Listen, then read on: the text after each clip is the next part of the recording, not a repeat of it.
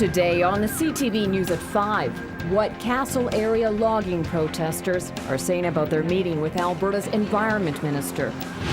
Plus, supporters of the Little Bow Care Centre in Carmangay continue their fight as well.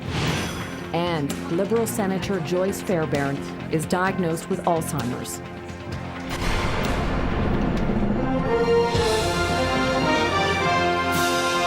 CTV News with Jackie Scantlebury. Good afternoon. People opposed to logging in the Castle Wilderness area say they are very disappointed after a brief meeting today with the provincial environment minister. Area residents have long opposed plans by Spray Lake Sawmills to clear-cut 81 square kilometers in the Castle area, and they're calling for the Castle Special Place to be protected permanently. Today, members of the Stop Castle Logging Group met with Diana McQueen, Minister of Environment and Sustainable Resource Development for Alberta. The group says it's not getting any straight answers from the province about stopping the logging. We are not going to stop opposing the logging in the Castle Special Place, and we will not stop pushing for protection of the Castle as a wildland and provincial park. This is a campaign that's been going on for 20 years, and we need to just get her done. Despite the frustrating meeting in Calgary, the group says it will step up its campaign efforts to bring awareness to the issue. Protest camps and picket lines were set up for several weeks earlier this year before they were forced to be taken down. Meanwhile, supporters of the Little Bow Care Centre gathered at the Alberta Legislature today to protest the planned closure of the Carmangay facility. Alberta Health Services has apologized to staff and families for the way the impending closure has been handled. But the transfer of residents to other facilities continues. 98-year-old Agnes Hegland is one of 8 residents still at the centre. Her granddaughter, Ginger Hegland Dietz, says she's concerned about how a move would affect her grandmother's health. Hegland Dietz is hoping the trip to Edmonton will put pressure on the government to delay the closure, but until it can be properly reviewed. I almost feel like a kid who's learned that Santa Claus isn't real, because it's like I've learned that the government is not all those things that they told us it would be in grade 5 and 6 when we learned about democracy. They are not talking to the people. They are not responsive to the people.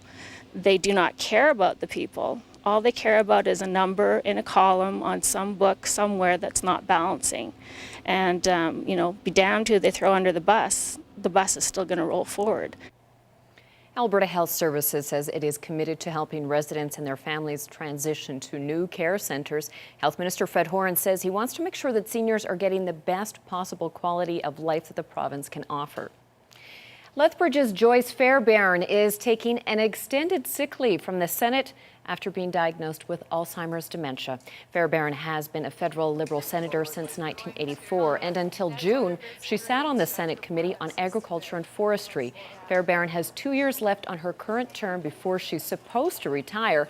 She is now at a home in Lethbridge and has 24 hours care.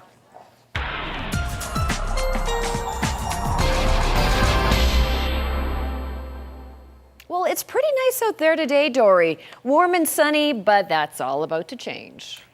Yeah, the other shoe's going to drop tomorrow, Jackie. We are heading towards some showers. They're expected to start now. They've moved up the timeline a little bit. It looks like the system's moving in a little faster, so we should have some showers happening before dawn, and then morning showers. Keeping our fingers crossed for afternoon clearing skies. It'll still be fairly cloudy, but we hope the taps turn off for, of course, the midway and everything, and we want that to be drier. So tomorrow afternoon is looking to be the target for when everything stops. So I'll have more details coming up in a couple of minutes. All right, Dory, thank you. Well, the city of Medicine Hat is stepping up its war on rats with a plan it calls Operation Haystack. The strategy calls for scattering of hay bales baited with poison throughout the city to kill the rodents. But getting rid of all the rats could take up to 2 years. The city says the poison isn't lethal to either people nor pets. Since August 9th, the municipality has killed 95 of the Norway rats. Prior to this infestation, Alberta had largely been rat-free for the past 50 years. A bail hearing has been set over again for a Medicine Hat man charged with the murder of a missing 23-year-old nursing student. A bail hearing for Jarrison Stepanski was scheduled for this morning, but has been set over. The 34-year-old is charged with second-degree murder in the death of Amy Lewis. She hasn't been seen since June 11th. Despite a massive search, Lewis's body has never been found. Police say they do have evidence that Lewis is deceased. Stepanski will remain behind bars until his next court appearance on August the 30th. A man charged in relation to Lethbridge's largest outdoor grow-op made a brief court appearance today. On July the 30th, Lethbridge Regional Police found more than 1,600 plants worth $800,000 in the backyard of a home. They came across the grow-op while checking a resident's court-ordered curfew. Police have found also harvested marijuana, cash, and 6 grams of cannabis resin.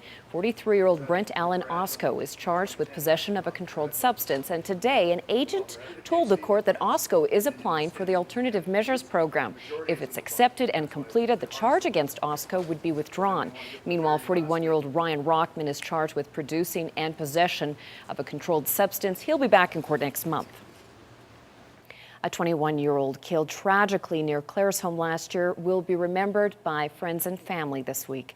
Tabitha Steppel and 3 friends were driving to Calgary last December when her SUV was rammed from behind by her ex-boyfriend. Derek Jensen shot and killed Steppel and the baseball stars Mitch McLean and Tanner Craswell before turning the gun on himself. Shayna Conway survived the attack. 3 longtime friends and colleagues of Steppel are putting on a 2-day dance tribute in Steppel's honor this weekend. We Found Love will feature dances that she performed throughout her many years of dancing. Performances will take place Friday and Saturday night at the Sterndale Bennett Theatre. Tickets are $20 and are available at the Yates box office. Money raised will go towards creating a dance scholarship in Steppel's name.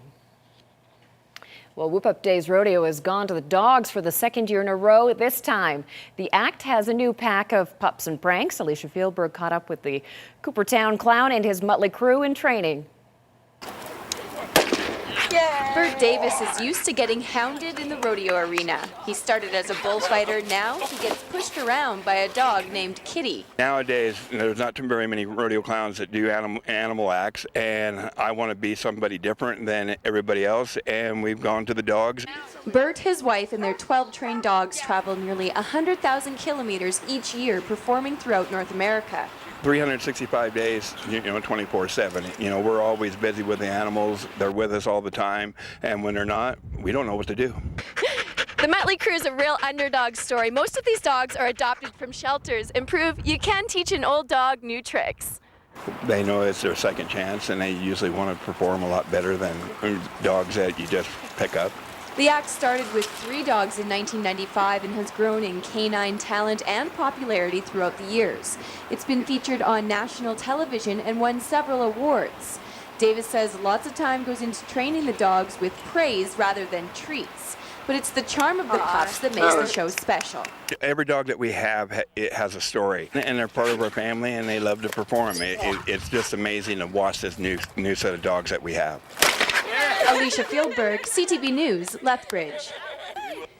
Now, Bert's last remaining member of the original Motley Crew, Angela, passed away today. The Red Chow was 20 years old and was rescued from a shelter 17 years ago.